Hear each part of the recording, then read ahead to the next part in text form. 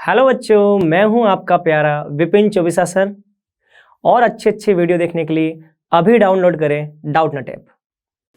Hello प्यारे बच्चों, तो कैसे हैं आप सभी लोग। मैं सौरभ अग्रवाल एक बार फिर से आपका डाउटनट लाइव में स्वागत करता हूं। आज हम क्या क्या सीखेंगे, आज हम क्या क्या टॉपिक सीखने वाले हैं, आज हम क्या क्या चीज़ें सीखने वाले हैं sir. What we will learn today. आज हम जो सीखेंगे ना बेटा, वो सीखेंगे आवेश। किसके बारे में बात करेंगे बेटा? आज हम बात करेंगे आवेश एवं उसके गुणधर्म। किसके बारे में बात करेंगे बेटा? आवेश एवं उसके गुणधर्म।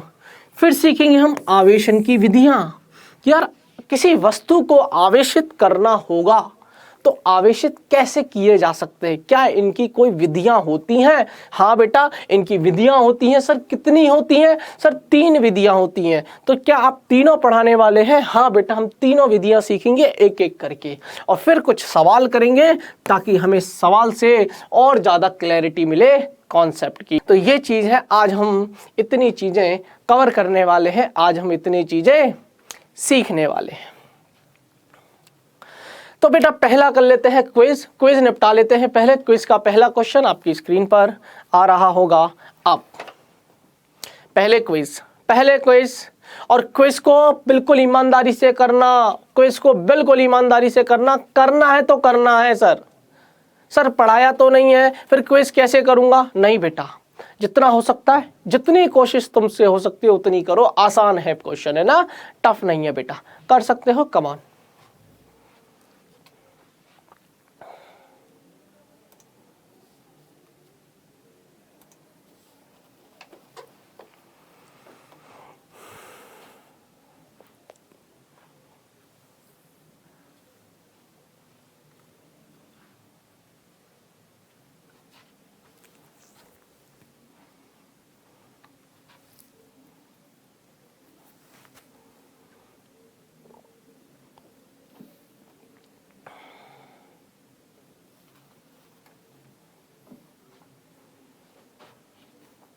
हो गया बेटा? हुआ, पहला क्वेश्चन हो गया होगा यार सबसे। इसमें तो ज्यादा टाइम लगना भी नहीं है सर, बहुत छोटा सा क्वेश्चन है। हुआ? चलिए अगला क्वेश्चन आएगा बेटा। हाँ गुड, अगला क्वेश्चन करो बेटा, अगला क्वेश्चन करो। इलेक्ट्रॉन के आवेश तथा सहती अनुपात है। यस, इलेक्ट्रॉन के आवेश तथा सहती अनुपात है। यस, अगला क्वेश्चन करो बेटा।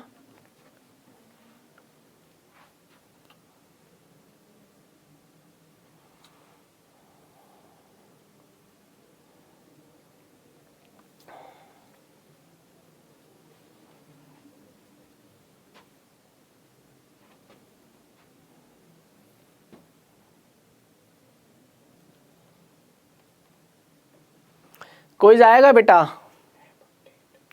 ऐप अपडेट कर लीजिए। जिन बच्चों का क्विज नहीं आया, एक बार गूगल प्ले स्टोर पे जाके अपने ऐप को अपडेट कर लीजिए बेटा, इसीलिए क्विज नहीं आया होगा। आप ऐप को अपडेट कीजिए, ठीक है।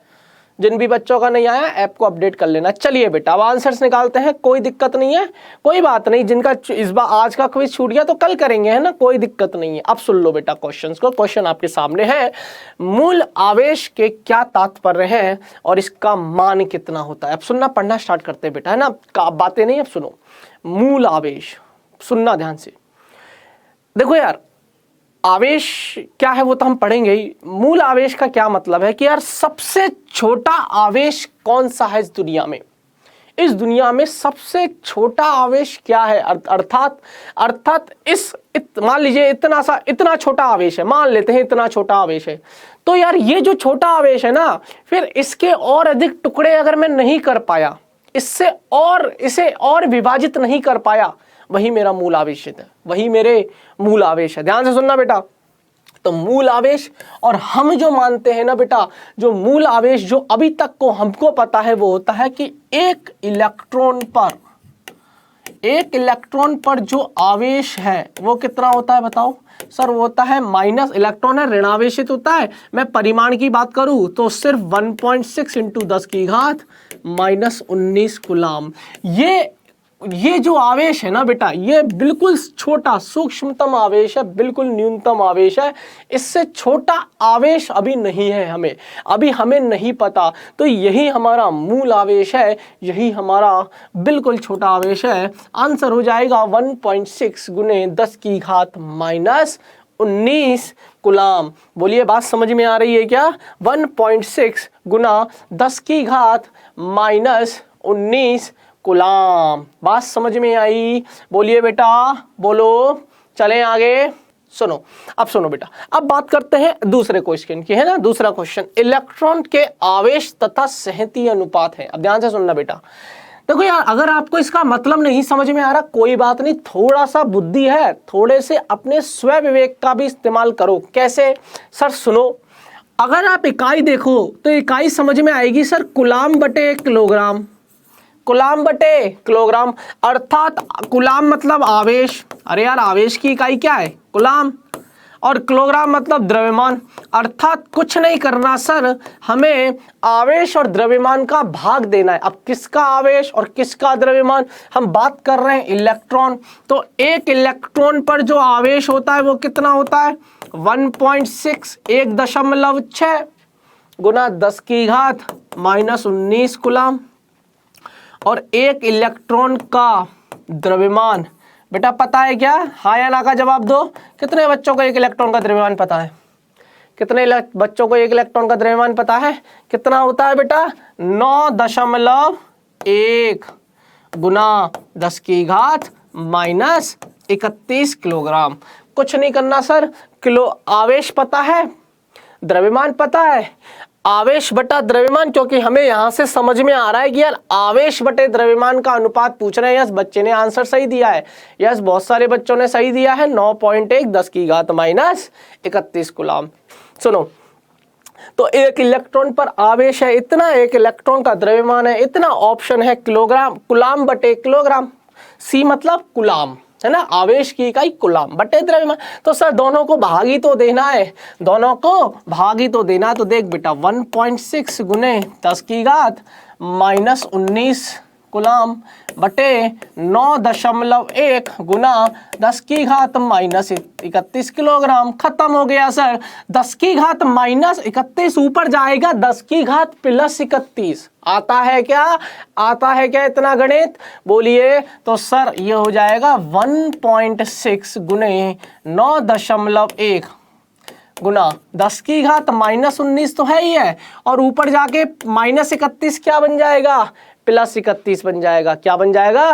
प्लस 31। तो अब घटा लो सर जो भी बचेगा। मैं अब सीधा सीधा आंसर लिख दूं क्या बेटा? देखो यार, ये तो आ जाएगा, ये तो आ जाएगा आपका 10 की घात, ये तो हो जाएगा 1.6 बटे 9.1, है ना। और ये हो जाएगा 10 की घात 12, 10 की घात 12। अब देखो पॉइंट से पॉइंट हटा दो। अरे यार, पॉइंट से पॉइंट हट जाएगा ना बेटा, पॉइंट से पॉइंट हट जाएगा। गणित सीख लो फटाफट से, है ना।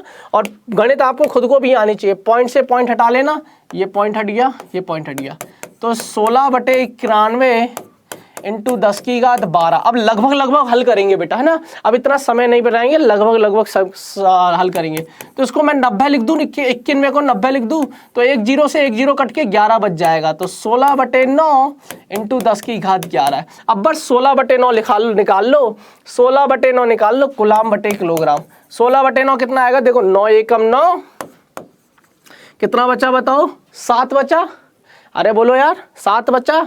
तो पॉइंट लग गया तो 70 हो गया। 9 9 पंजे 45, 9 6 54, 9 7 63। तो 9 7 63, और फिर 7 बचेगा बेटा, वापस से करोगे 9 7 63 गुना 10 की घात 11 कूलाम प्रति किलोग्राम। आंसर आ गया होगा बेटा, आंसर आ गया होगा।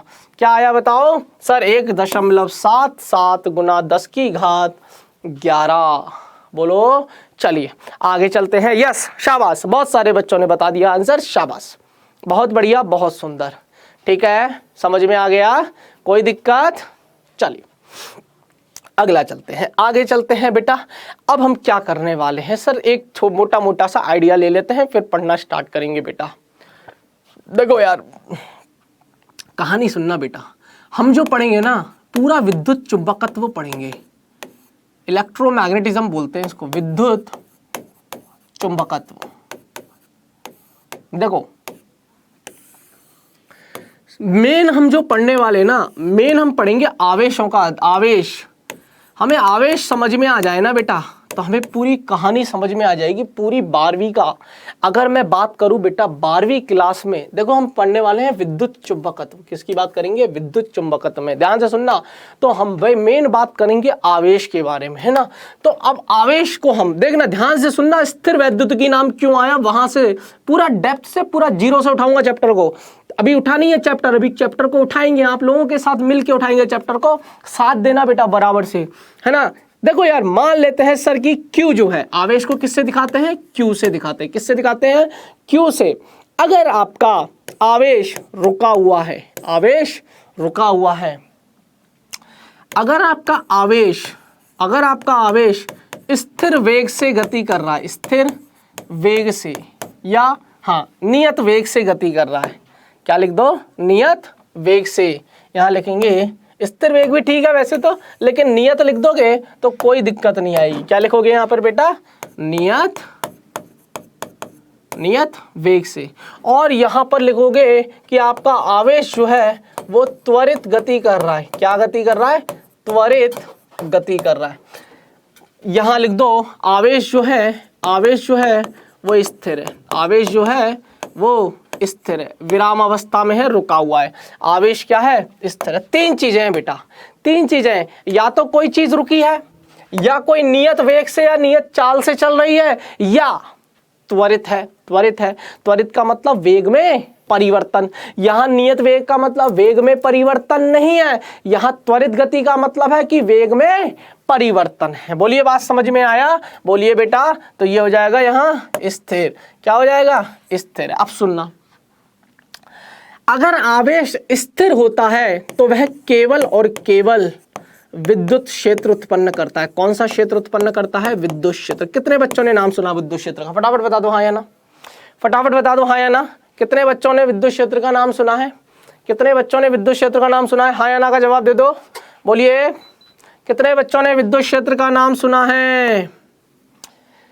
हाँ सुनो, अगर आवेश आपका नियत वेग से चल रहा है तो वह विद्युत क्षेत्र के साथ साथ एक चीज और उत्पन्न करता है सर, और वो है चुंबकीय क्षेत्र। क्या? चुंबकीय क्षेत्र उत्पन्न करता है। बोलो, बात समझ में आ रही है? और जब आवेश त्वरित गति करता है तो वह विद्युत क्षेत्र प्लस चुंबकीय क्षेत्र प्लस विद्युत चुंबकीय तरंगे, तीनों उत्पन्न करता, प्लस विद्युत चुंबकीय तरंगे। ठीक है, ये 3 कहानी है और हमें यही पढ़ना। अब सुनो बेटा, अभी तक हम कक्षा 11 में पढ़ रहे हैं। हाँ अभी तक हम कक्षा 11 में पढ़ रहे हैं, सुनना ध्यान से। तो कक्षा 11 में तो सुनना ध्यान से, कक्षा 11 में तो हम ऐसी चीजें पढ़ते हैं जो हमें दिखती है, जैसे पंखा घूमते हुए दिखता है। लेकिन कक्षा 12 में यार एक जो मेन चीज है ना, जो इस पूरी कहानी का, जो पूरे विद्युत चुंबकत्व का कारण है, वो है आवेश। आवेश समझ गए, सब कुछ समझ जाओगे और उसकी प्रॉपर्टीज समझ में आ जाएंगी, गुणधर्म समझ में आ जाएगा। और आवेश ना सर दिखता नहीं है, दिक्कत यही है कि हम जो अब फिजिक्स पढ़ेंगे ना, उसमें एक ऐसी चीज पढ़ेंगे जो दिखती तो नहीं है, लेकिन उसके प्रभाव हमें सब दिखते हैं। तो हम वही चीज पढ़ने वाले हैं। हमारा मेन फोकस रहेगा सर आवेश। तो आवेश अगर स्थिर है तो विद्युत क्षेत्र उत्पन्न करेगा। विद्युत क्षेत्र को ई से दिखाते हैं, ई एक सदिश राशि होती है ना। और नियत वेग से है तो विद्युत क्षेत्र प्लस चुंबकीय क्षेत्र उत्पन्न करेगा, है ना। और अगर त्वरित गति है तो विद्युत क्षेत्र प्लस चुंबकीय क्षेत्र प्लस विद्युत चुंबकीय तरंगे। अब सुन, आवेश स्थिर है, अब ध्यान से सुनना, स्थिर वैद्युतिकी कहां से निकल के आया?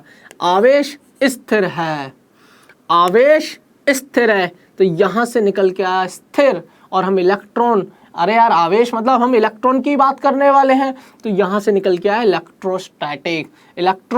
देखो इलेक्ट्रोस्टैटिक, स्टैटिक मतलब स्थिर। अरे यार देखो ना, स्थिर इंग्लिश में क्या बोलते हैं? इलेक्ट्रोस्टैटिक। स्टैटिक मतलब रुका हुआ, स्थिर। और इलेक्ट्रो मतलब इलेक्ट्रॉन। अब हम उस चीज की स्टडी करेंगे इस स्थिर वैद्युतिकी में पूरे चैप्टर में कि आवेश चल नहीं रहा, आवेश आपका स्थिर है। तो यहीं से निकल के आता है ये स्थिर वैद्युतिकी नाम का चैप्टर जो हम आज पढ़ने वाले हैं। हम स्थिर वैद्युतिकी मतलब हम आवेश को स्थिर अवस्था में पढ़ने वाले हैं। हमारा आवेश चलना नहीं है, हमारा आवेश चलेगा नहीं, हम स्थिर वैद्युतिकी में पढ़ने वाले हैं। जब हमारा आवेश चलेगा तो हम चुंबकीय क्षेत्रों के बारे में बात करेंगे। किसके बारे में? चुंबकीय क्षेत्रों के बारे में। और जब हमारा आवेश त्वरित गति करेगा तो वो विद्युत चुंबकीय तरंगों के बारे में बातें करें। अब हम जो पढ़ने वाले हैं सर, हमारा मेन दारोमदार किसका है? हमारा मेन दावेदार कौन है? आवेश। तो सर अब हम आवेश को पढ़ने वाले हैं तो पहले आवेश को पहचान तो लें। आवेश होता क्या है, आवेश करता क्या है और आवेश के गुणधर्म क्या है, इन सभी तमाम चीज़ों को अब हम पढ़ने वाले हैं। तो हमारी जो हेडिंग है बेटा, सभी बच्चे हेडिंग लगा लेंगे। हेडिंग लगाएंगे विद्युत आवेश। क्या लगाएंगे? विद्युत आवेश। क्या हेडिंग लगाएंगे बेटा? विद्युत आवेश। पदार्थ का क्या परिभाषा दो? अगर मुझसे कोई पूछे तो विद्युत आवेश की परिभाषा क्या देते हो, तो मैं तो यही दूंगा कि किसी पदार्थ का वह गुणधर्म, क्या? किसी पदार्थ का वह गुणधर्म जो विद्युत व चुंबकीय प्रभाव उत्पन्न भी करता है और उनको अनुभव भी करता है। बात समझ में नहीं आई? परेशान मत होना, फिर से सुन ले। जैसे कि मान ले फॉर एग्जाम्पल तुम्हें समझ में आएगा कि मैंने बोला कि ये प्लस क्यू आवेश है। क्या बनाया मैंने? प्लस क्यू आवेश है, धनावेशित है, कोई दिक्कत नहीं है सर, कोई दिक्कत नहीं है, धनावेश है, प्लस क्यू बना दिया। इसके बगल में अगर मैं एक और प्लस क्यू रख दूं तो एक बात तो मानते हो कि ये इसको धकेलेगा, एक बात तो मानते हो कि ये वाला इसको धकेलेगा और ये वाला इसको धकेलेगा, अर्थात प्रतिकर्षण लगाएगा। तो सुनना ध्यान से। अब कहानी परिभाषा पे आते हैं। परिभाषा पे कि कोई किसी पदार्थ का वह गुणधर्म, किसी पदार्थ का, हम आवेश को मान ले पदार्थ, तो पदार्थ का वह गुणधर्म जो अपने प्रभाव दिखा भी रहा है, मतलब इसने इसको धकेला, इसने इसको धकेला तो इसने अपना प्रभाव दिखाया और इसने खुद ने झेला, झेला समझ रहे हो, इसके खुद के ऊपर भी वो प्रभाव आया। तो क्या बोलेंगे परिभाषा? पदार्थ का वह गुणधर्म जिसके कारण विद्युत क्षेत्र, और फिर ऐसे ही साथ में आ जाता है चुंबकीय क्षेत्र को उत्पन्न अथवा महसूस, उत्पन्न तथा महसूस किया जाता है, उसे विद्युत आवेश कहते हैं। विद्युत आवेश की परिभाषा क्लियर हो गई होगी, इसमें कोई शक नहीं हो। ऐसे ही ना बेटा, एक आवेश के आसपास एक क्षेत्र होता है, एक आवेश के एक आसपास एक क्षेत्र होता है जिसको हम विद्युत क्षेत्र बोलते हैं। क्या बोलते हैं हम? विद्युत क्षेत्र। जैसे तुमने बचपन में देखा होगा, बचपन में करते होंगे कि ये चुंबक लेते हो, दंड चुंबक, उत्तरी ध्रुव होता है और दक्षिणी ध्रुव होता है, उत्तरी ध्रुव होता है और दक्षिणी ध्रुव होता है, इसके पास कोई दूसरी चुंबक लेके जाते हो तो या तो ये प्रतिकर्षित करती है या आकर्षित करती है। उत्तरी ध्रुव ले गए तो प्रतिकर्षित, उत्तरी दक्षिणी ध्रुव ले गए तो आकर्षित। करती है कि नहीं करती? वो क्यों करती है? क्या कहानी है उसकी? क्या आपने इनको टच किया? क्या आपने इनको संपर्क में लाए? भौतिक रूप से संपर्क में लाए? नहीं। थोड़ी दूर रखने पर भी इनमें आकर्षण या प्रतिकर्षण होता है। क्यों? क्योंकि ये चुंबक ऐसा प्रभाव उत्पन्न कर रही है, ऐसा क्षेत्र उत्पन्न कर रही है जिसको हम बाद में चुंबकीय क्षेत्र नाम से जानते हैं, जिसको हम बाद में चुंबकीय क्षेत्र से। ऐसे ही है, ऐसे ही बेटा विद्युत आवेश जो होता है या जो आवेश होता है वो अपने आसपास विद्युत क्षेत्र उत्पन्न करता है। आवेश की परिभाषा अगर मैं दूं तो आवेश की परिभाषा मैं ये दे सकता हूं कि आवेश किसी पदार्थ का वह गुणधर्म जो विद्युत क्षेत्र या चुंबकीय क्षेत्र उत्पन्न भी करता है और उसको महसूस भी करता है। ये खुद भी पैदा कर रहा है और दूसरे वाले का प्रभाव खुद झेल भी रहा है। इसे ही आवेश कहते हैं, इसे ही आवेश कहता है। इसने दूसरे आवेश पर बल लगाया तो इसने उस पर बल लगाया तो इसने उत्पन्न किया विद्युत क्षेत्र, तभी तो उस पर बल लगाया। और दूसरे वाले ने इस पर बल लगाया तो इसने उसी चीज को झेला भी, तो विद्युत आवेश किसी पदार्थ का वह गुणधर्म है जो उत्पन्न भी करता है, विद्युत क्षेत्र उत्पन्न भी करता है, या चुंबकीय क्षेत्र के बारे में भी बात करेंगे जब गतिमान होगा। तो अभी हम स्थिर विद्युत की बात कर रहे हैं, तो हम सिर्फ विद्युत क्षेत्र की बात कर रहे हैं, लेकिन अगर आवेश की सामान्यतः परिभाषा दी जाएगी तो वो यही दी जाएगी कि विद्युत क्षेत्र तथा चुंबकीय क्षेत्र उत्पन्न भी करता है तथा उसको महसूस भी करता है। ये है आपका आवेश। चलिए आगे चलते हैं। उम्मीद करते हैं समझ में आ गया होगा बेटा। कितने बच्चों को ये समझ में आ गया? एक बार हाँ या ना का जवाब दे दो। कि तो अब आगे चलते हैं बेटा। सर अब विद्युत आवेश के बारे में बता दिया, अब विद्युत आवेश के बारे में जान लिया तो सर इसकी प्रॉपर्टीज के बारे में भी जान लेते हैं, इसके गुणधर्मों के बारे में भी जान लेते हैं, क्या गुणधर्म है, क्या कहानी है। चलिए बेटा अब सुनो, स्थिर आवेश केवल और केवल विद्युत क्षेत्र उत्पन्न करता है। तो ये लाइन लिखेंगे पहला, स्थिर आवेश केवल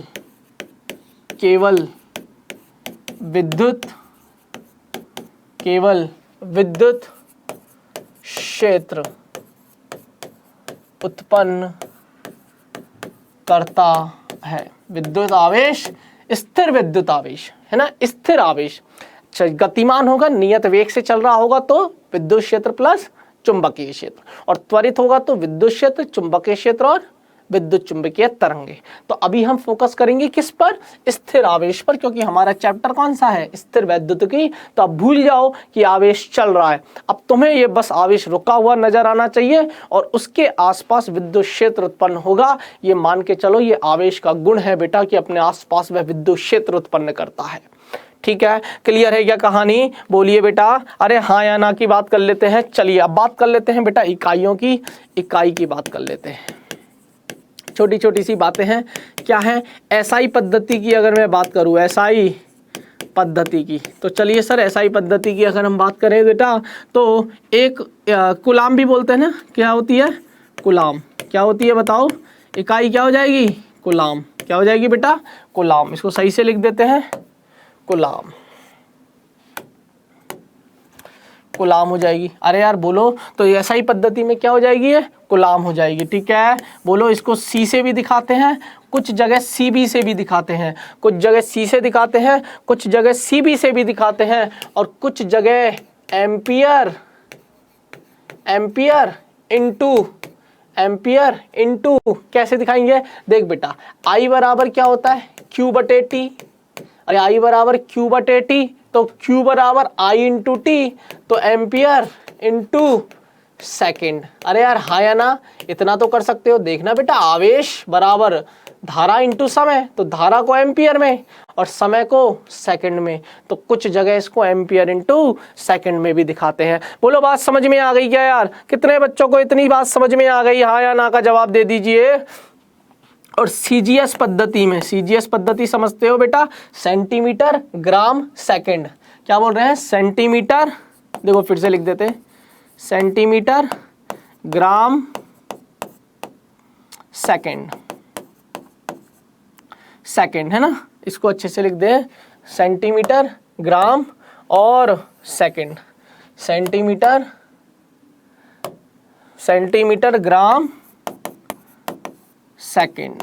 ठीक है, इस पद्धति की अगर हम बात करें बेटा तो इस पद्धति में हम लिखते हैं ESU, स्टेट कूलाम। क्या लिखते हैं? स्टेट कूलाम में दिखाते हैं। किस में लिखते हैं? State coulomb. स्टेट कूलाम में बोल दीजिए, या ESU बोल दीजिए, इलेक्ट्रोस्टैटिक यूनिट बोल देते हैं। हाँ यस यस, बच्चे का आंसर भी आ गया, बच्चे का आंसर भी आ गया सर। एक कूलाम बराबर 3 गुने 10⁻⁹ स्टेट कूलाम। बेटा -9 नहीं, 10⁻+9, तो 1 स्टेट कूलाम, एक स्टेट कूलाम बराबर 3 गुने 10⁻9, sorry 1 coulomb is equal to 1 coulomb is equal to, उल्टा लिख दिया अपन ने, 1 कूलाम इज इक्वल टू। तो चलिए ठीक है, 1 स्टेट कूलाम बराबर 10⁻, या उल्टा लिखना पड़ेगा ना, ऐसे लिख देते। चलिए तो हम लिखेंगे 1 कूलाम, ऐसे लिखेंगे 1 कूलाम बराबर 3 गुना 10⁻9, 1 कूलाम बराबर 3 गुना 10⁻9 ESU, इलेक्ट्रोस्टैटिक यूनिट। बात समझ में आ गई क्या? तो इतनी बात दिमाग में रखना, ठीक है। बोलिए यार, ये चीज याद रखेगा। हाँ बेटा, ठीक है बेटा। तो 1 कूलाम बराबर 3 गुना 10 की घात 9 ESU, ये याद रहेगा क्या? बोलिए यार। और ऐसे ही बेटा, ऐसे भी लिखते हैं 10 कूलाम बराबर 1 EMU भी लिखते हैं इसको, है ना।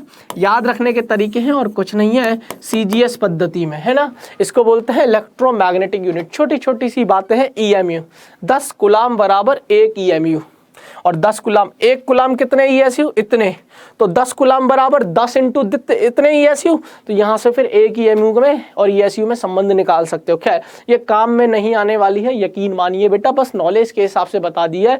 ये काम नहीं आएगी EMU ESU। हमारे जो काम आएगी वो काम आएगी सर कूलाम। क्या काम आएगी? कूलाम। तो हम आवेश को अब सिर्फ कूलाम से लिखेंगे। किससे लिखेंगे? कूलाम से। लेकिन आपको ये नंबर याद रखने हैं अगर रह जाते हैं। एक और इकाई वाला सिस्टम होता है बेटा। अगर मैं बात करूं प्रायोगिक मात्रक की, अगर मैं बात करूं प्रायोगिक मात्रक, है ना। प्रायोगिक मात्रक, सर क्या है प्रायोगिक मात्रक? एक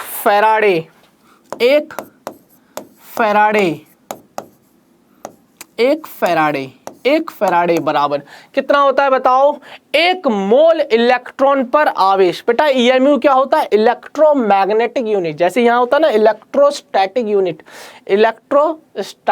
यूनिट, ऐसे इलेक्ट्रोमैग्नेटिक यूनिट, ठीक है। बस इकाई है, दिखाने के तरीके हैं और कुछ भी नहीं है। सिर्फ अब जैसे पद्धति है ना, अब जैसे कूलाम है, ऐसे दिखाने के तरीके हैं। अब जैसे एक स्टेट कूलाम है, इसी को हम ESU भी बोल देते हैं, ठीक है। इसी को हम फ्रैंकलिन भी बोल देते हैं। क्या बोल देते हैं? फ्रैंकलिन। अब फ्रैंकलिन तो साइंटिस्ट का नेम है, बोलो यार। तो ये सिर्फ दिखाने के तरीके हैं कि CGS पद्धति में हमें दिखाने होंगे तो Franklin, state coulomb, ESU, 1 coulomb बराबर इतना। ऐसे ही बेटा EMU में दिखाने के तरीके हैं, 10 कूलाम बराबर 1 EMU होता कि सर 1 फैराडे बराबर 1 मोल इलेक्ट्रॉन पर आवेश। 1 मोल इलेक्ट्रॉन पर आवेश। और इसको ले रहे हम परिमाण में। परिमाण में क्यों ले रहे हैं? क्योंकि हम बात करेंगे सिर्फ परिमाण की। अब सर 1 मोल इलेक्ट्रॉन, सुनो बेटा, 1 फैराडे की बात कर रहा हूं, है ना। 1 फैराडे, अब साइंटिस्ट का नेम है ना, प्रायोगिक मात्रा, ये सिर्फ इकाई है। 1 फैराडे बराबर होता है 1 मोल इलेक्ट्रॉन पर आवेश। और 1 मोल, हाँ अभी तो फैराडे पढ़ाऊंगा बेटा, अभी तो आप फैराडे पढ़ाऊंगा। अभी फैराडे हुआ कहाँ है? अभी तो पढ़ाएंगे, ठीक है। हाँ सुनो देखो, 1 फैराडे बराबर 1 मोल इलेक्ट्रॉन पर आवेश। अब 1 मोल में कितने इलेक्ट्रॉन होते हैं? सर आवोगाद्रो संख्या याद है क्या आपको? अरे यार बोलिए, कितने बच्चों को आवोगाद्रो संख्या याद है? सर 6.023 गुने 10 की घात 23। तो 6.023 गुने 10 की घात 23 इतने 10 की घात 23 इतने इलेक्ट्रॉन, 1 मोल में इतने इलेक्ट्रॉन, और हर इलेक्ट्रॉन पर आवेश गुने 1.6 गुने 10 की घात -19 कूलाम। इतने आवेश होते हैं। 1 मोल इलेक्ट्रॉन पर आवेश को ही नाम दिया 1 फैराडे। यस बच्चे ने सही बोला है। 6.023 गुने 10 की घात 23 इंटू, ये तो हो गए नंबर ऑफ इलेक्ट्रॉन। जैसे अभी समझ में आ जाएगा ना। जैसे अगले में चलते, सुन, कोई बात नहीं, अगर नहीं समझ में आए तो यहाँ सुन ले।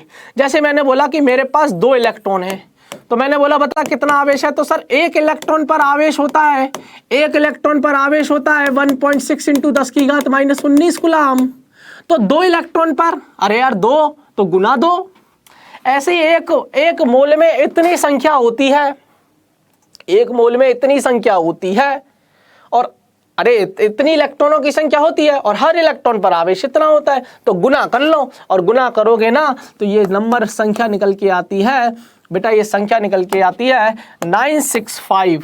क्या निकल के आती है? 96500 कूलाम। ये याद रखना, 1 फैराडे बराबर 96500। हाँ ठीक है, वो 9 6 4 9 8 जो बच्चे बोल रहे हैं, ठीक है बेटा, हम लगभग पकड़ रहे हैं ना, क्योंकि यार इससे गणित आसान हो जाएगी। अगर आप जो बोल रहे हो कि 96 498, अगर ये वाला लेंगे ना बेटा तो फिर है ना थोड़ी सी गणित कठिन हो जाएगी, तो हम लगभग ये लेके चलते हैं 96 500। ठीक है, बोलो बात समझ में आ गई? तो ये हो गई आपकी आवेशों के बारे में थोड़ी बहुत बातचीत। अब एक पॉइंट लिखेंगे बेटा। क्या है सर पॉइंट? ये तो लिख दिया मैंने, ठीक है ना, ये चीज तो समझ में आ गई, समझाने के लिए इस्तेमाल किया था। अब हम एक पॉइंट का इस्तेमाल करेंगे बेटा, अब हम एक पॉइंट का इस्तेमाल करेंगे। क्या कि किस चीज का इस्तेमाल करेंगे? सुनेंगे बेटा ध्यान से, कि किसी भी वस्तु पर आवेश केवल इलेक्ट्रॉन के स्थानांतरण के द्वारा प्राप्त किया जा सकता है। तो यहाँ एक काम की लाइन, किसी भी वस्तु पर आवेश केवल इलेक्ट्रॉन के स्थानांतरण के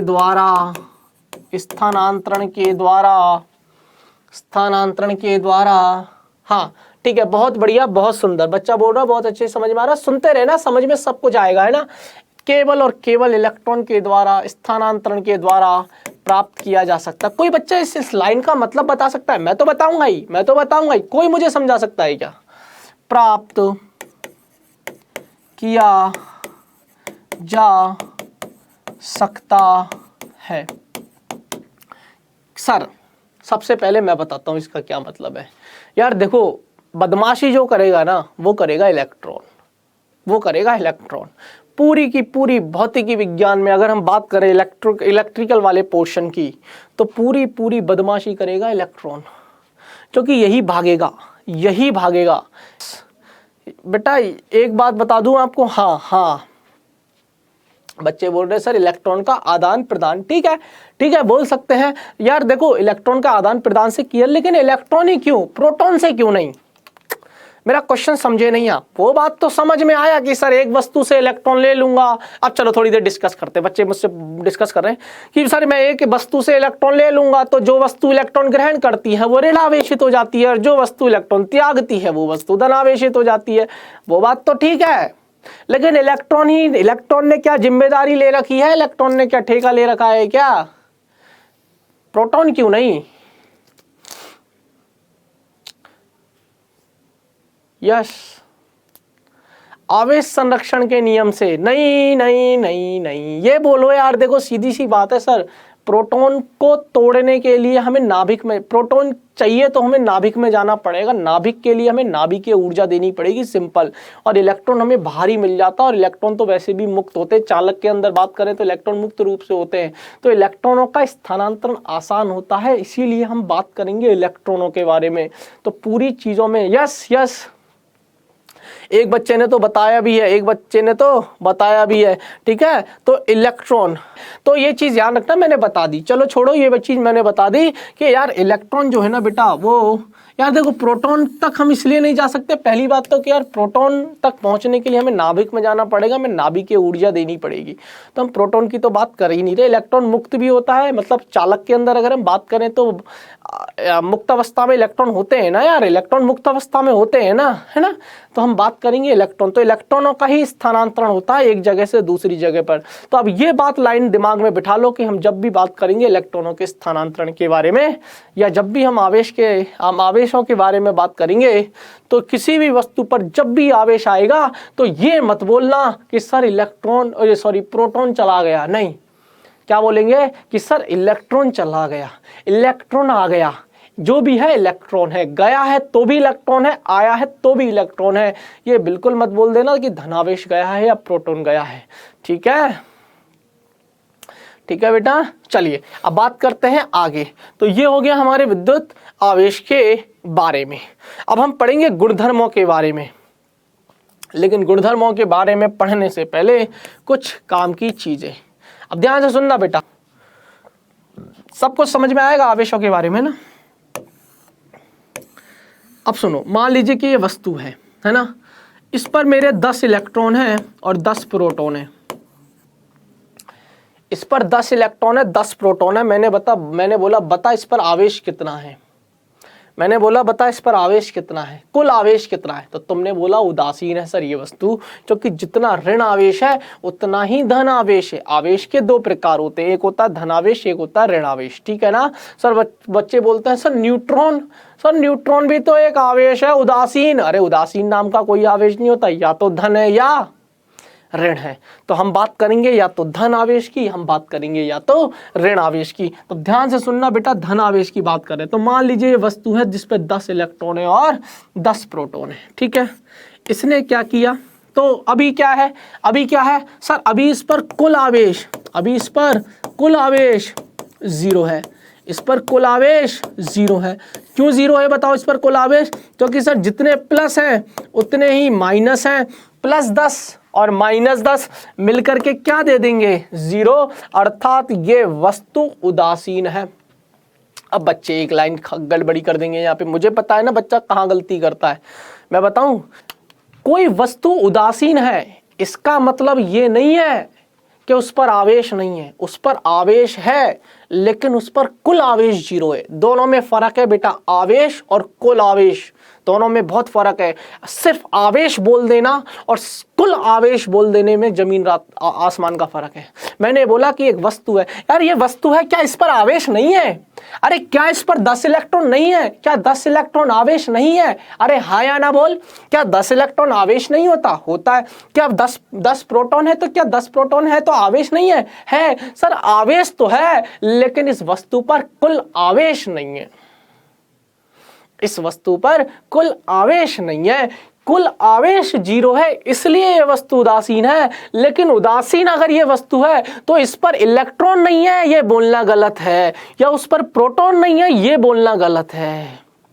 आवेश तो है लेकिन इक्वल है, समान है, तो जितने धन उतने ऋण, तो कुल आवेश 0।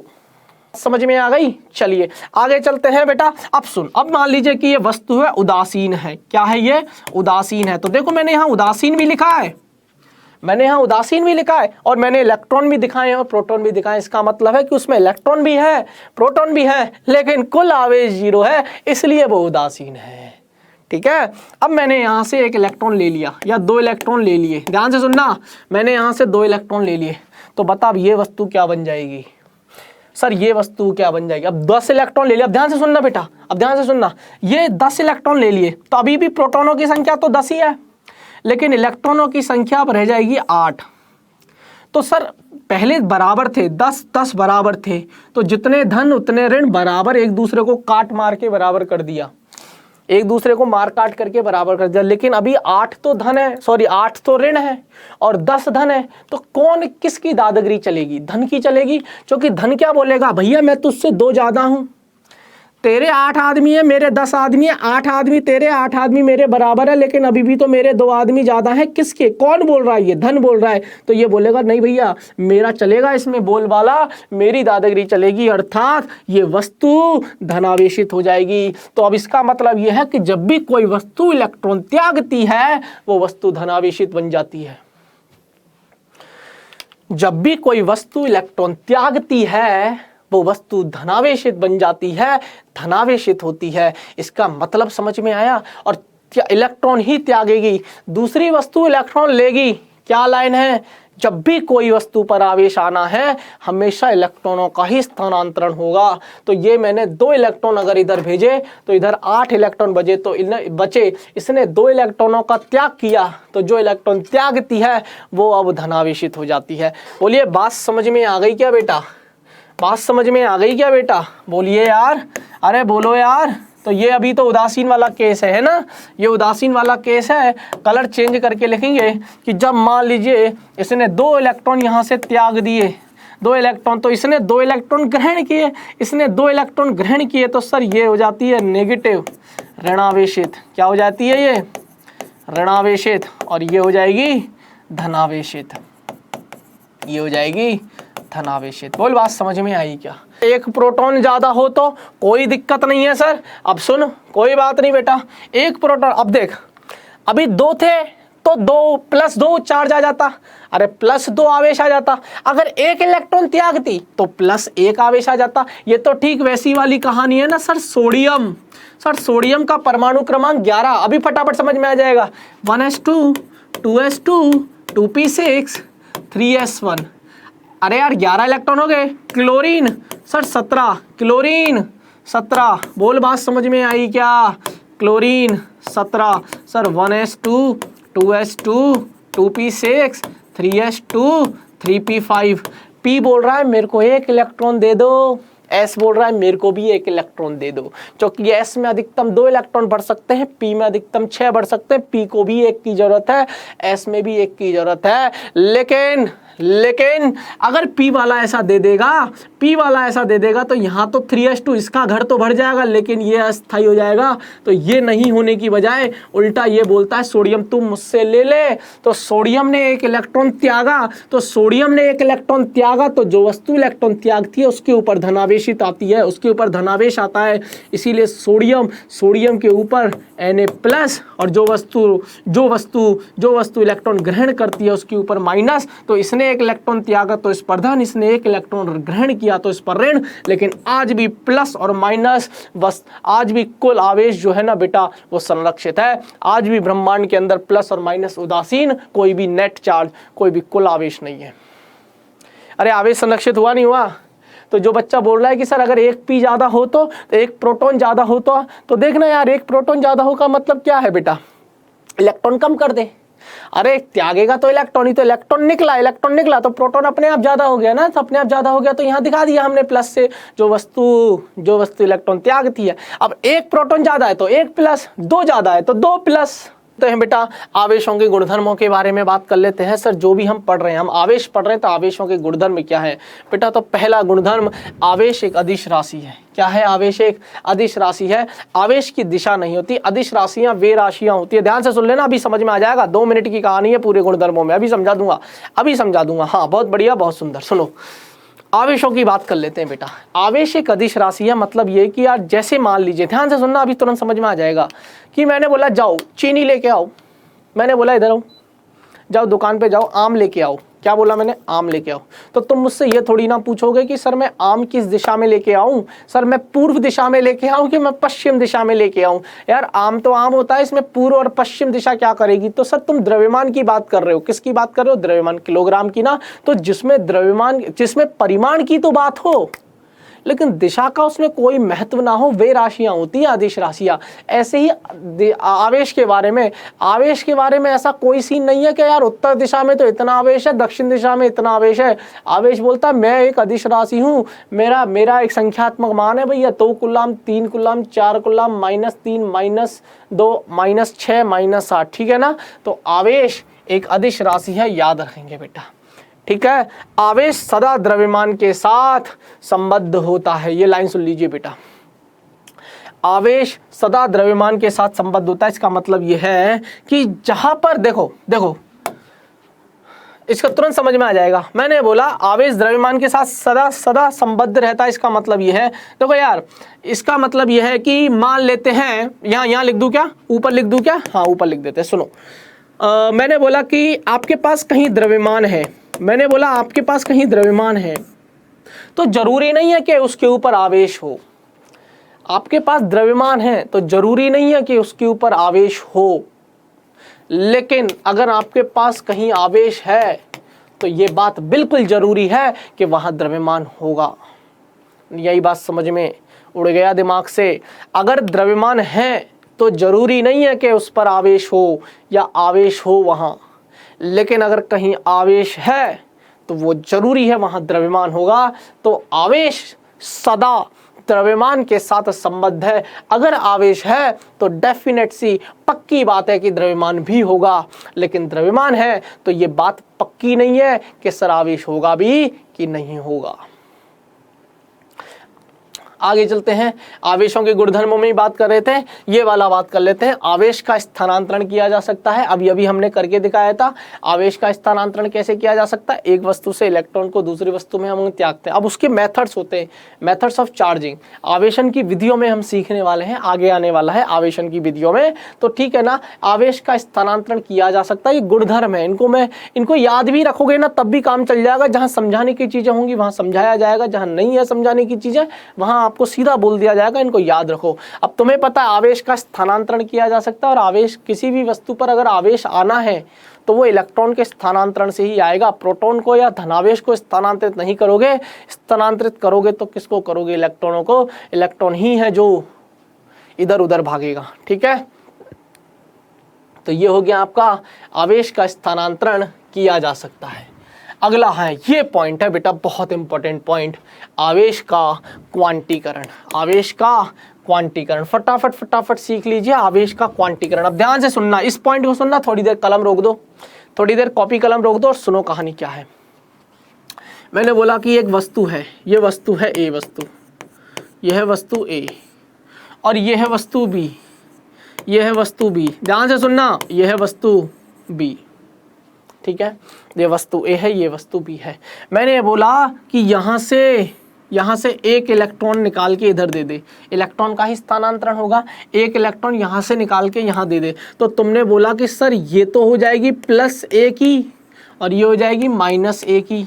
अरे यार, जो इलेक्ट्रॉन ग्रहण करेगा वो ऋणावेशित और जो इलेक्ट्रॉन त्यागेगा उस पर धनावेशित। ये तो अभी अभी प्रूफ किया, क्योंकि स्टार्टिंग में शुरुआत में दोनों वस्तुएं धनावेशित थी। वस्तु शुरुआत में उदासीन थी, शुरुआत में ये वस्तु उदासीन थी, तो जितने इलेक्ट्रॉनों की संख्या उतने ही प्रोटॉनों की संख्या। लेकिन आपने एक इलेक्ट्रॉन निकाल के इधर दे दिया, तो आपने एक इलेक्ट्रॉन दे दिया, तो अब इधर कौन ज्यादा, प्रोटॉन ज्यादा। तो प्रोटॉन कितने से ज्यादा, एक से ज्यादा, क्योंकि एक इलेक्ट्रॉन कम हुआ है तो प्रोटॉन एक से ऑटोमेटिक बढ़ गया। अरे एक इलेक्ट्रॉन इधर से निकल गया तो एक प्रोटॉन ऑटोमेटिक इधर बढ़ गया। मैंने बोला कि मान ले इधर 10 इलेक्ट्रॉन है, अभी समझ में आ जाएगा, और इधर 10 प्रोटॉन है। एक इलेक्ट्रॉन इधर निकल गया तो इधर 9 इलेक्ट्रॉन बचे, तो प्रोटॉन अपने आप ज्यादा हो गया ना यार, एक प्रोटॉन अपने आप एक ज्यादा हो गया ना यार, क्योंकि एक इलेक्ट्रॉन इधर चला गया तो एक इलेक्ट्रॉन इधर चला गया तो प्रोटॉन अपने आप ज्यादा हो गए। तो अब किसकी चलेगी, प्रोटॉन की चलेगी, तो इसलिए +1 ही।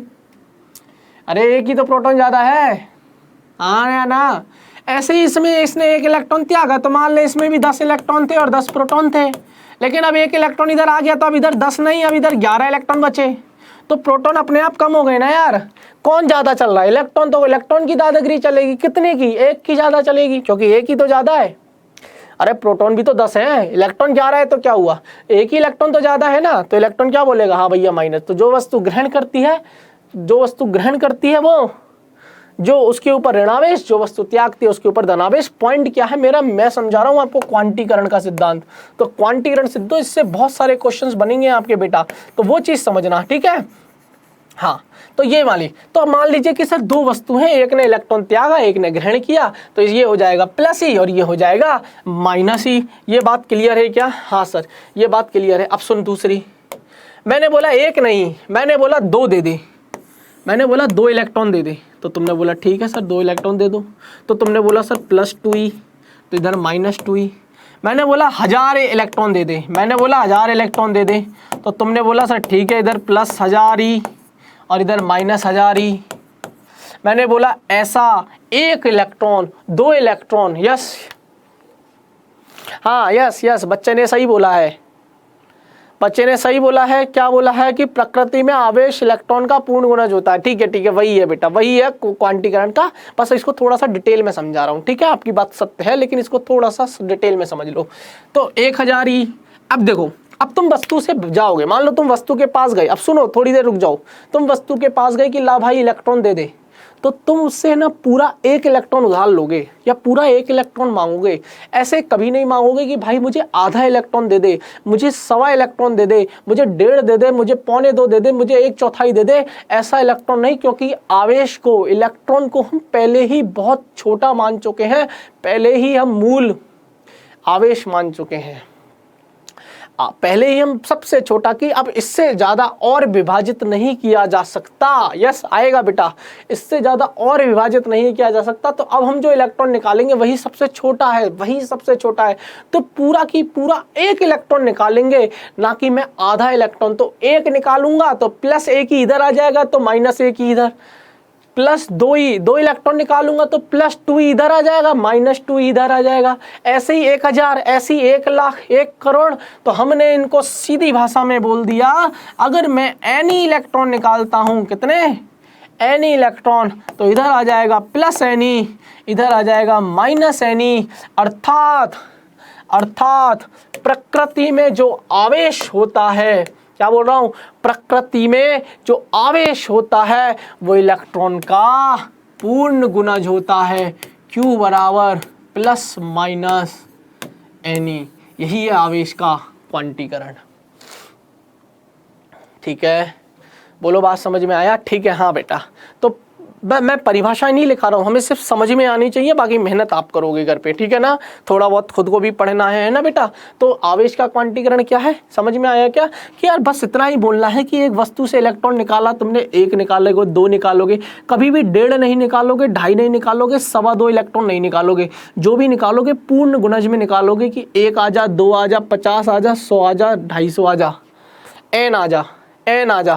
तो अब एन इलेक्ट्रॉन निकाले तो इधर प्लस एन, इधर माइनस एन। तो क्यू जो है आवेश वो प्लस और माइनस एन का इलेक्ट्रॉन का पूर्ण गुणज है, ठीक है ना। अरे प्रकृति में आवेश जो है वो इलेक्ट्रॉन का पूर्ण गुणज है। बोलो बात समझ में आ गई क्या? चलें आगे। तो Q बराबर प्लस माइनस एन, जहां एन ऐसा लिखेंगे, जहां एन 1 2 3 4 5 ये हो सकता है, लेकिन n का मान 1/2, 7/5, 3/4 ये बिल्कुल नहीं हो सकता। सर n का मान पूर्ण गुणज होगा, ये नहीं होगा। अरे सर 1/2 इलेक्ट्रॉन दे दो। सर आज तो मेरे को 7/5 इलेक्ट्रॉन दे दीजिए प्लीज़। सर आज तो मेरे को 3/4 इलेक्ट्रॉन दे दीजिए। इस तरह की कोई कहानी नहीं होती है, ठीक है ना। तो जो भी चलेंगे इलेक्ट्रॉनों के पूर्ण गुणज चलने वाले हैं। ये था आपका आवेश का क्वांटीकरण। बात समझ में आ गई क्या बच्चा? अरे हाँ या ना का जवाब दे दे, फिर आगे चलेंगे। आवेश का क्वांटीकरण समझ में आ गया। चलिए, आवेश संरक्षित है बेटा, इस चीज़ को समझ लेते हैं। अब इसको समझ लो, फटाफट से समझ में आ जाएगा। अरे यार बात समझ में आ गई क्या? यस यस यस, सुनो सुनो सुनो, कहानी अभी बाकी है मेरे दोस्त, पिक्चर अभी बाकी है। मैंने बोला कि ये किसी विलगित निकाय, ये वर्ड जरूर लगा देना, विलगित निकाय। तुम तो इस ब्रह्मांड को मान लो, इस ब्रह्मांड में आवेश संरक्षित है। सिंपल, बहुत देसी भाषा में बोल दिया, आवेश संरक्षित है मतलब आवेश संरक्षण का नियम। मैंने क्या बोला कि अगर मैं इस ब्रह्मांड को, पूरे ब्रह्मांड को एक विलगित निकाय मान लूँ, क्या मान लूँ? विलगित निकाय। तो इस विलगित निकाय में आवेश हमेशा संरक्षित है। अब देख, मान लेते हैं यही है मेरा ब्रह्मांड। सोच, मान लेते हैं यही है मेरा ब्रह्मांड, यह है विलगित निकाय। क्या है ये बेटा? विलगित निकाय। बोल बात समझ में आ रही है क्या? ये क्या है? विलगित निकाय। अब ध्यान से सुनना, मैंने बोला कि इस विलगित निकाय में आपने के पास 2 कूलाम आवेश है, 3 कूलाम आवेश है और -6 कूलाम आवेश है, मान ले है। और आपने कुछ कुछ तो किया, अभी मैं उसका नाम नहीं ले रहा, क्या किया? विलगित मीन्स, बच्चा बोल रहा है कि सर विलगित मतलब क्या होता है? विलगित का मतलब दुनिया से अलग थलग, मतलब बिल्कुल अलग निकल के। जैसे यार विलगित होता है ना, जैसे अलग हो जाना, मतलब आइसोलेटेड सिस्टम बोलते हैं। कुछ कुछ तो किया मैंने, अभी उस कुछ कुछ का नाम नहीं बताया क्योंकि अभी मैंने आवेशन की विधियां नहीं पढ़ाई हैं। तो आपने कुछ कुछ तो किया, कुछ कुछ करने के बाद एक वस्तु है ना, क्या किया? ध्यान से सुनना। मान लेते ये ए है, ये बी है और ये सी है ना। ध्यान से सुनना, वही विलगित निकाय है। आपने ए को बी से टच कराया, बी को सी से कराया, सी को ए से कराया, ये है विलगित निकाय। क्या है ये विलगित निकाय? इस विलगित निकाय में मान लीजिए 3 वस्तुएं हैं आपके पास, ए बी सी। ए पर है 2 कूलाम आवेश, +2 कूलाम आवेश, बी पर है +3 कूलाम आवेश और सी पर है -6 कूलाम आवेश। आपने कुछ कुछ किया, ए को बी से संपर्क में लाए, बी को सी के साथ संपर्क में लाए, और कुल मिला के कुछ इस तरह की कहानी बनती है कि ए पर जो अब नया आवेश आ जाता है, ए पर जो नया आवेश आता है वो आता है -2 कूलाम, बी पर जो नया आवेश आता है वो आता है +6 कूलाम। तो बता सी पर कितना आवेश आएगा? मैंने बोला बता सी पर कितना आवेश आएगा, तो तूने क्या लगाया, तूने लगाया आवेश संरक्षण। अब तो सुनना, क्या बोल रहा हूँ कि पहले ये था कि यार 2 कूलाम आवेश था ए वाली वस्तु पर, विलगित निकाय की बात करो, पूरा विलगित निकाय है। ए वाली वस्तु पर 2 कूलाम आवेश है, बी वाली वस्तु पर 3 कूलाम आवेश है, सी वाली वस्तु पर -6 कूलाम आवेश है।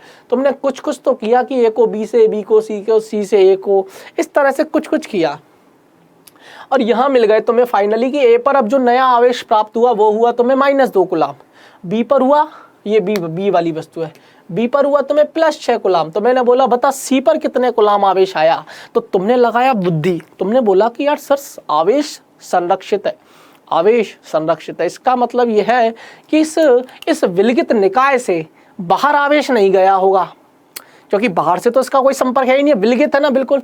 जितना भी आवेश होगा इस निकाय के अंदर ही होगा सर, बस वो हमें दिख नहीं रहा।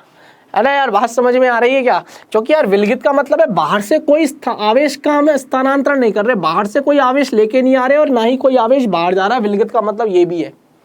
जो बच्चा और विलगित पूछ रहा है उसका मतलब बता दूं कि बाहर से कोई इलेक्ट्रॉन या बाहर से कोई आवेश ना ही तो हम इसमें ला रहे हैं और ना ही यहाँ से कोई आवेश को बाहर लेके जा रहे हैं। जो भी हमने कुछ किया वो सब इसी के अंदर किया, विलगित है।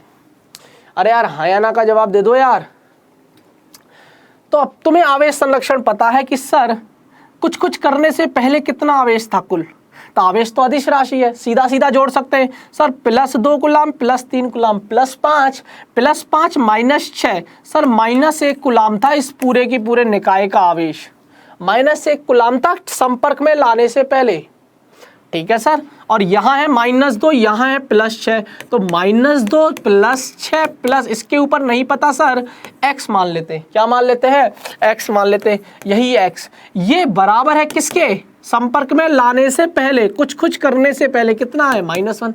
अरे यही -1 कूलाम तो है, यही बात समझ में। तो सर 6 और -6 में से 2 गए तो 4 + x बराबर -x, तो x का मान -1 और 4 उधर जाएगा -4, तो x का मान -5। ओहो सर, अर्थात इस C वाली वस्तु पर -5 कूलाम आवेश है, इस C वाली वस्तु पर -5 कूलाम आवेश है। यही आवेश संरक्षण है बेटा। यही है कि बेटा देखो वो ये ना ऊर्जा संरक्षित की ऊर्जा को उत्पन्न पैदा भी नहीं किया जा सकता, नष्ट भी नहीं किया जा सकता, वही वाली है। ये तो वही किताबी लाइन कि यार आवेश, हम तो जेईई की तैयारी कर रहे हैं ना बेटा, तो हमें थोड़ा मतलब भी पता होना चाहिए, इसलिए मतलब बताया थोड़ा डिटेल में जाके, ठीक है। वरना लाइन तो हमें पता ही है। लाइन तो क्या है कि सर लाइन तो ये है कि बेटा आवेश को ना ही तो उत्पन्न किया जा सकता है ना ही नष्ट किया जा सकता है, आवेश संरक्षित रहता है, आवेश संरक्षित रहता है। कहानी क्लियर हो गई है ना? कहानी क्लियर हो गई। तुम्हें इतना पता है, विलगित निकाय का मतलब पता चल गया, बाहर से कोई भी आवेश अंदर नहीं आ सकता, अंदर से कोई भी आवेश बाहर नहीं जा सकता, विलगित निकाय है, ठीक है ना? चलिए बात समझ में आ गई होगी, आगे चलते हैं बेटा। आवेश अपरिवर्तनीय है, आवेश अपरिवर्तनीय है। इसका मतलब यह है बेटा कि यार द्रव्यमान जो है ना बेटा, सुनो, द्रव्यमान जो है ना, मतलब ये बोलना चाह रहा है कुल मिला के देशी भाषा में बताऊं ना तुम्हें कि आवेश का मान ना वेग पर निर्भर नहीं करता या चाल पर निर्भर नहीं करता वस्तु की। जैसे मैं बताऊं m बराबर होता है बेटा m0 अपॉन √1 - v²/c²। कितने बच्चों ने ये सूत्र पढ़ा है? बस इतना बता दो, कितने बच्चों ने ये सूत्र पढ़ा है? जहाँ m होता है बेटा, m होता है वस्तु का द्रव्यमान, वस्तु का द्रव्यमान। कितने बच्चों ने पढ़ा है? हाँ शाबाश। m0 होता है विराम द्रव्यमान, m0 होता है विराम द्रव्यमान, है ना? अब सुन बेटा, हम बस यही बोलना चाह रहे हैं कि द्रव्यमान तो है ना परिवर्तित हो सकता है, द्रव्यमान परिवर्तित हो सकता है। अगर सोच के देख, v है उस वस्तु की चाल, जैसे मान लीजिए मैं हूं, ध्यान से सुनना, और तुमने बोला कि सर आप जो है ना, आपकी चाल जो है ना वो c/2 की स्पीड से है। c क्या है? प्रकाश की चाल।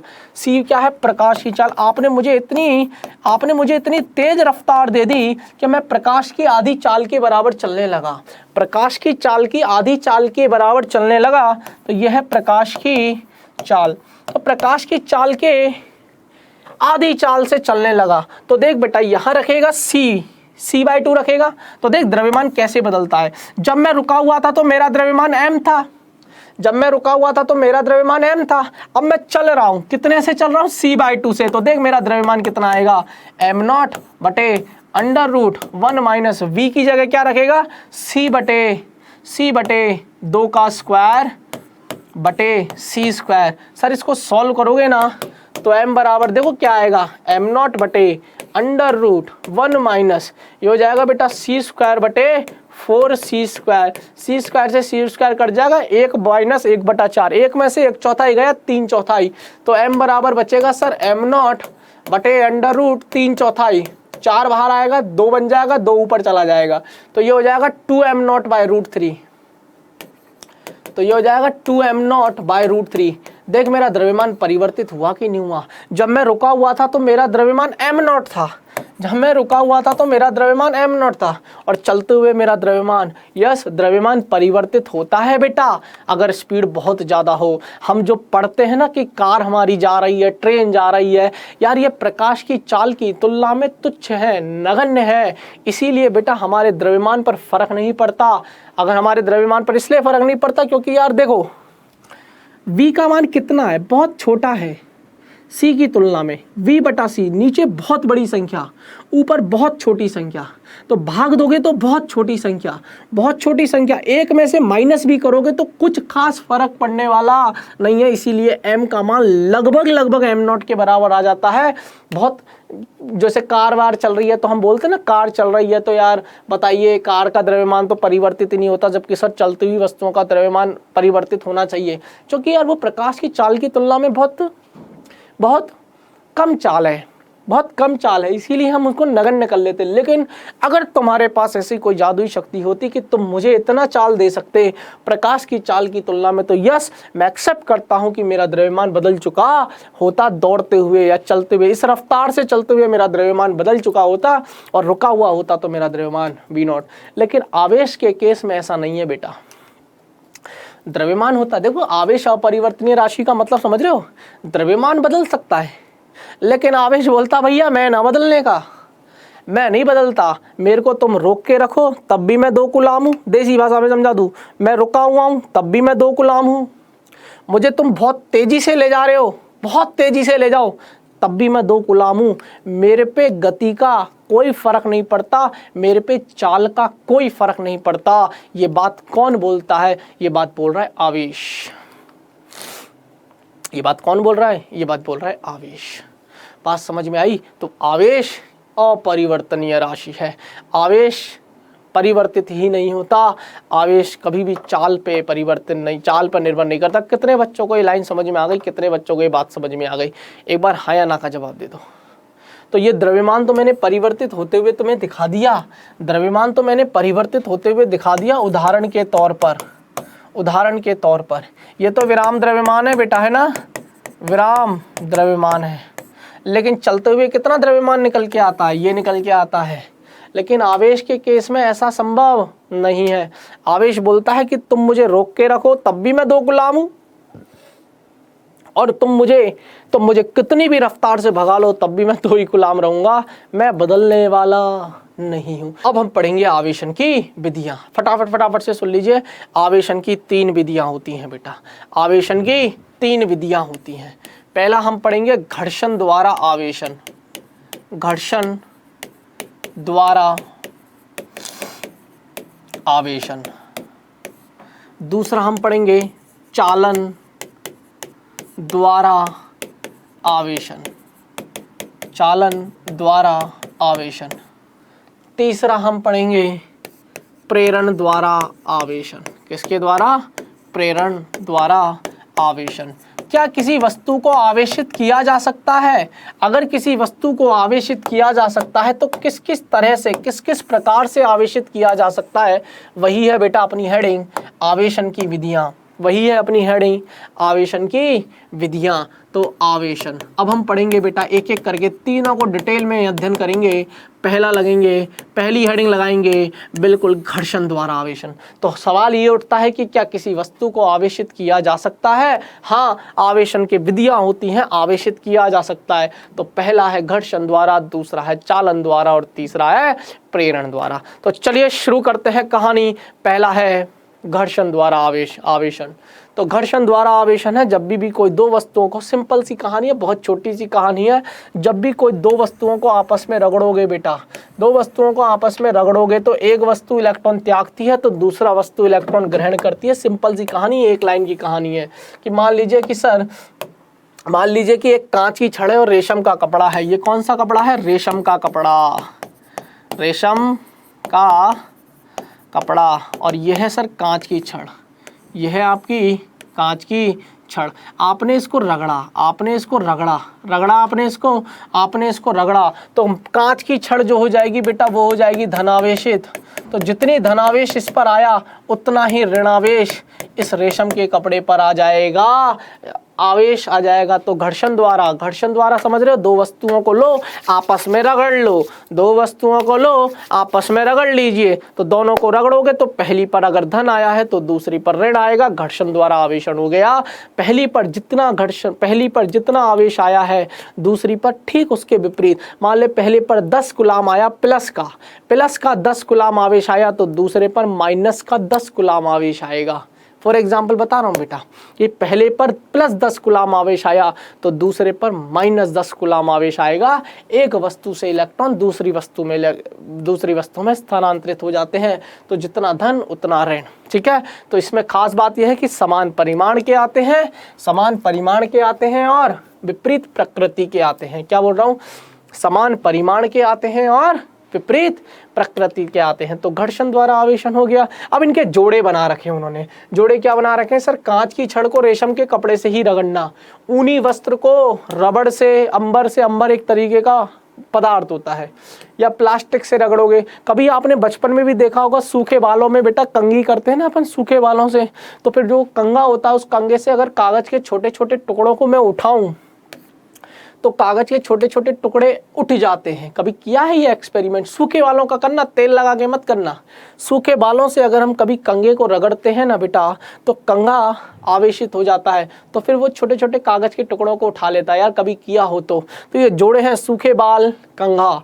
तो सूखा बाल धनावेशित हो जाते हैं, कंघा आपका ऋणावेशित हो जाता है। ऐसे ही बिल्ली की खाल को एबोनाइट छड़ से अगर रगड़ोगे तो एबोनाइट की छड़ जो हो जाएगी वो हो जाएगी ऋणावेशित, धनावेशित हो जाएगी बिल्ली की खाल, ठीक है। और एक काम की बात यह है कि बादलों के आवेशित होने का कारण घर्षण ही है। बादलों के जो बिजली चमकती है घर्षण के कारण से चमकती है, बादलों के आवेशित होने का कारण घर्षण है। बात समझ में आ गई? चलिए उम्मीद करते हैं आपको समझ में आया होगा बेटा। तो ये है घर्षण द्वारा आवेशन, ठीक है। तो क्या लिखने वाले हैं घर्षण द्वारा आवेशन में? दो वस्तुओं को अगर आपस में रगड़ोगे तो सर पहली वस्तु पर धनावेश आ जाएगा, दूसरी पर ऋणावेश आ जाएगा, और दोनों पर विपरीत प्रकृति का आएगा, समान परिमाण का आएगा। इस पर जितना आवेश आया उतना उस पर ही इतना आएगा, ठीक है। लेकिन हाँ एक और बता दूं, ये तो तुमने लिया कांच की छड़, कांच की छड़, लोहे की छड़ ले लो। तो तुम जब लोहे की छड़ लोगे और तब रेशम के कपड़े से रगड़ोगे तब आवेशित नहीं होगी। क्यों? क्योंकि जितना भी आवेश आएगा ना आपके शरीर में से निकल के हुए जमीन में चला जाएगा। क्यों? क्योंकि आप भी चालक हो। अरे यार इंसान का शरीर चालक है और वो छड़ भी चालक है, तो छड़ भी चालक है और आप भी चालक हो, तो क्या होगा सर? सारा के सारा आवेश जमीन में चला जाएगा। समझ में आया? तो कोशिश करते हैं कि कुछ अलग पदार्थ ले लो अगर प्रयोग करना है तो, या हाथों में दस्ताने वगैरह पहन लो, ग्लव्स वगैरह पहन लो, ताकि आवेश का धरती की तरफ स्थानांतरण ना हो, ठीक है। तो समझ में आ गया होगा उम्मीद करते हैं। तो सारे की सारा अगर आपने कांच की छड़ की बजाय लोहे की छड़ ली होती तो खैर, हम तो यहाँ कांच की छड़ ले रहे हैं, तो दो वस्तुओं को घर्षण के द्वारा आवेशित किया जा सकता है। ठीक है, आगे कल से बेटा इसके आगे पढ़ेंगे। आज के लिए तो बेटा इतना ही है, ठीक है, कोई दिक्कत नहीं है, मिलते रहेंगे, पढ़ते रहेंगे, ठीक है। और हाँ बेटा, कल हम करेंगे चालन द्वारा आवेशन, फिर हम प्रेरण द्वारा कर लेंगे, ठीक है। तो आज हमने क्या क्या कहानी पढ़ी? अगर मैं आज की कहानी बताऊं बेटा, तो आज हमने आवेश एवं उसके गुणधर्मों के बारे में सीख लिया है। आवेश और आवेश के गुणधर्मों के बारे में सीख लिया, और आवेशन की विधियां में भी बेटा हमने घर्षण द्वारा आवेशन हमने सीख लिया है। कल हम, ये पहला हो गया, दूसरा और तीसरा हम कल पढ़ेंगे, और कल मैं कूलाम का नियम भी पढ़ाऊंगा, तो उम्मीद करते हैं आपको समझ में आया होगा। आज के लिए इतना ही बेटा, मिलते हैं अगली क्लास में, तब तक के लिए पढ़ते रहिए, खुश रहिए, मस्त रहिए, बाय बाय, धन्यवाद।